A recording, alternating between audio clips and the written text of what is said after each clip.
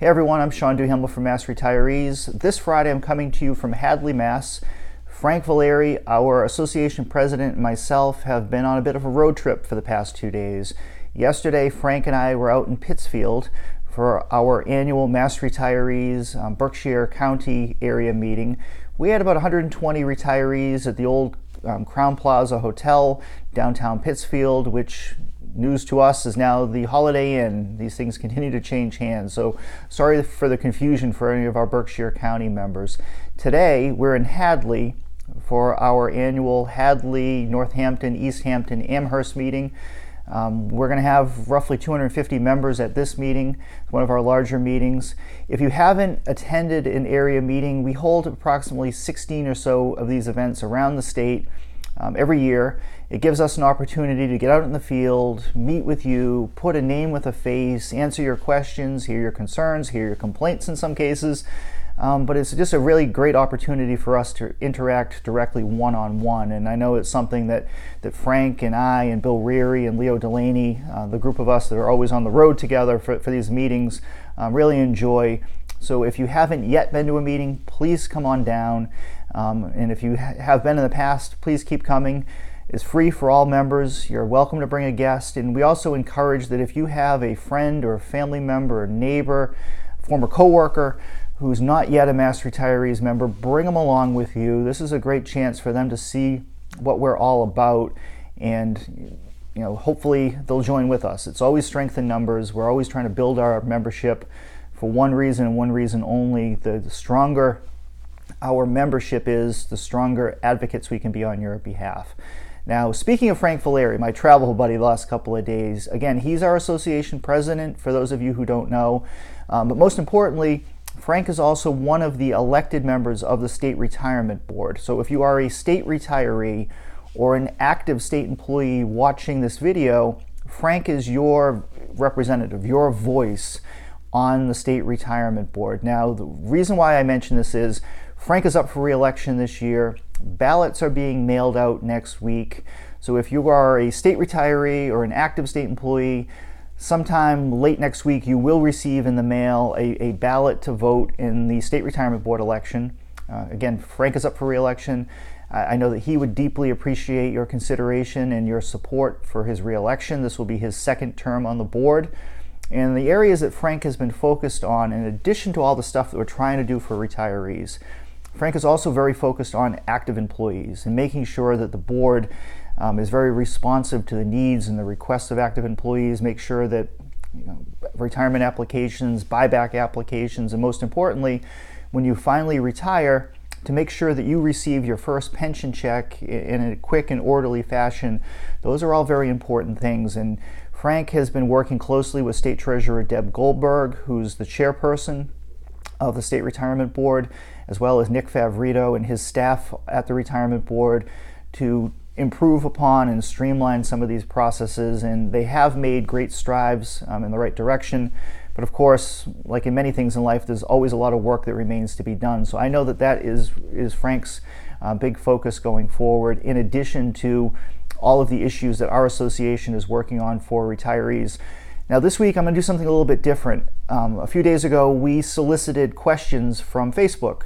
We asked you if you had some certain questions or topics that you wanted us to address on these videos, to send them in. So I'm going to try to address a few things quickly. I know we're about 4 minutes into the video. We tried to keep these things moving along, but just very quickly, we had quite a few questions about addressing affordability issues for retirees. So whether it's the cost of living increase and trying to grow the COLA, or more importantly these days, trying to manage the cost of healthcare. It seems that every time we turn around, out-of-pocket costs and the deductibles and the co-payments, all those sort of things keep going up and up and up.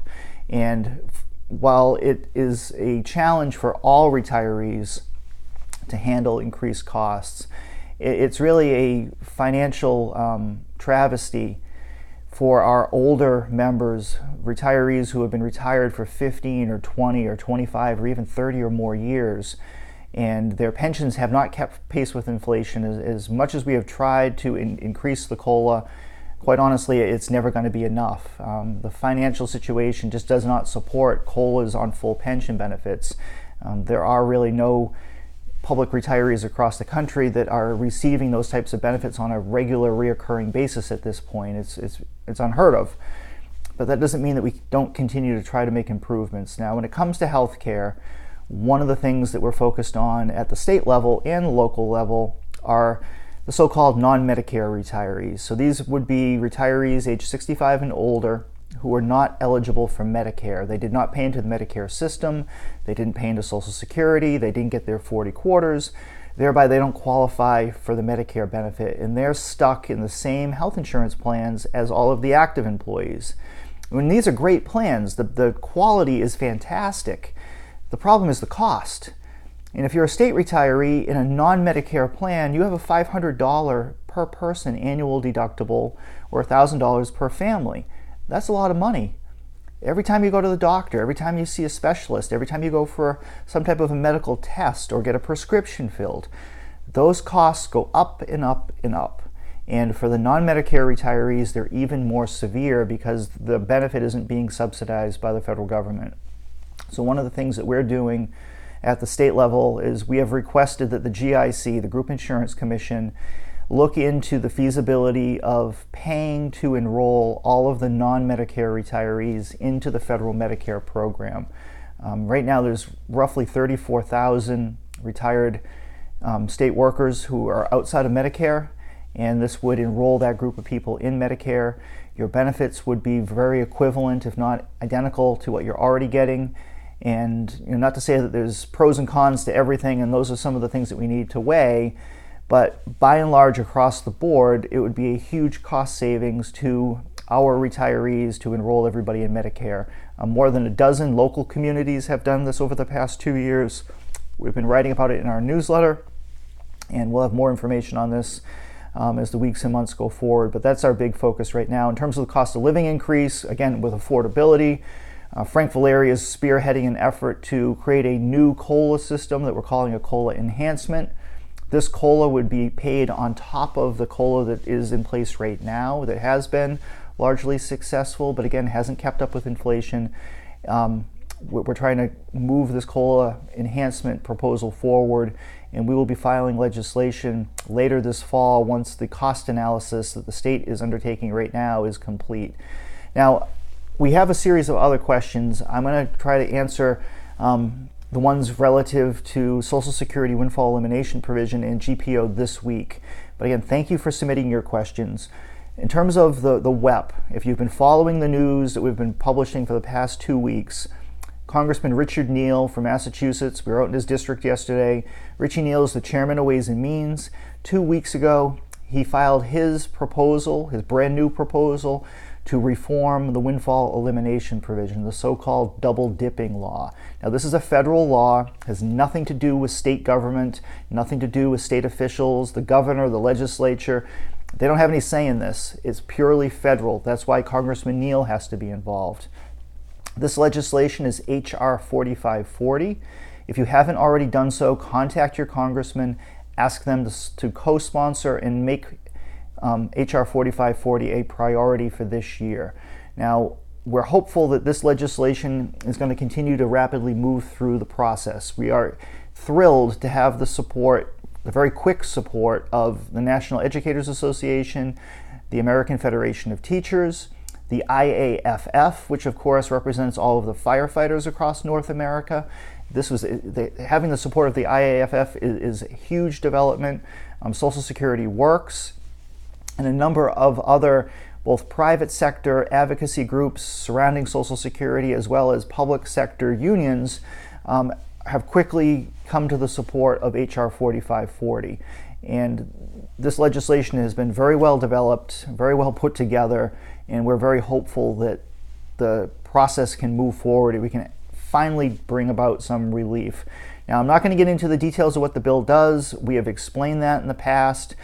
Look on our Facebook page or go to our website, massretirees.com. All of that information is there of exactly what this legislation will do, both for current retirees and for future retirees.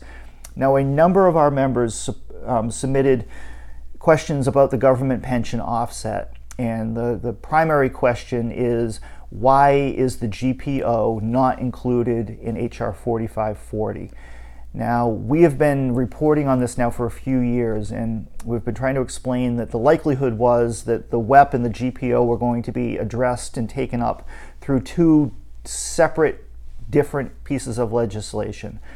The WEP applies to your own personal Social Security benefits, where the GPO applies to spousal Social Security benefits. So in other words, you don't qualify for Social Security on your own. You never amassed your 40 quarters, but your spouse did. And traditionally, under that scenario, the spouse would be eligible for 50% or half of the other spouse's Social Security benefit. The GPO does away with that. It's an offset. It uses 2/3 of the value of your pension, applies that against Social Security. You get whatever's left over in the remainder. Most cases these days, that formula completely wipes out the ability for public retirees to collect a spousal Social Security benefit.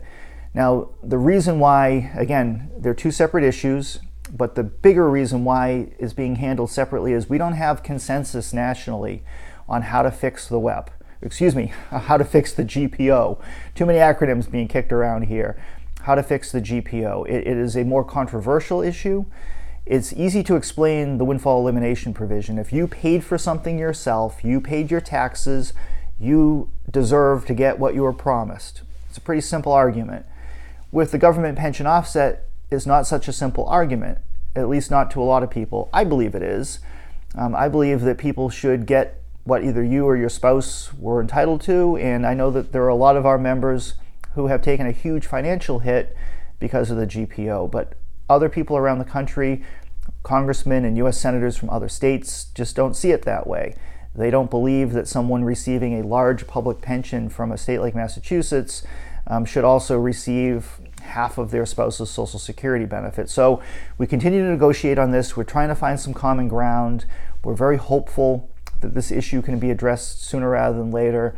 But the one thing I'm going to promise is that we're not going to give up on it. We're not going to leave anybody behind. Even if we're successful this year when it comes to WEP, we're not going to forget about the folks who are victims also of the GPO. So we're going to keep working at it. And I apologize, for the confusion and the disappointment surrounding this issue. But as they say, it is what it is, but we're going to keep working at it. So for now, I'm going to sign off for this week. I've got to get down the hall to our meeting's about to kick off. But again, thank you so much for the support you're giving us. Thank you for the engagement that you're giving us on Facebook, on YouTube, on the email blast that we send you.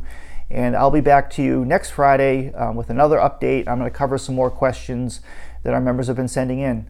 Have a good weekend.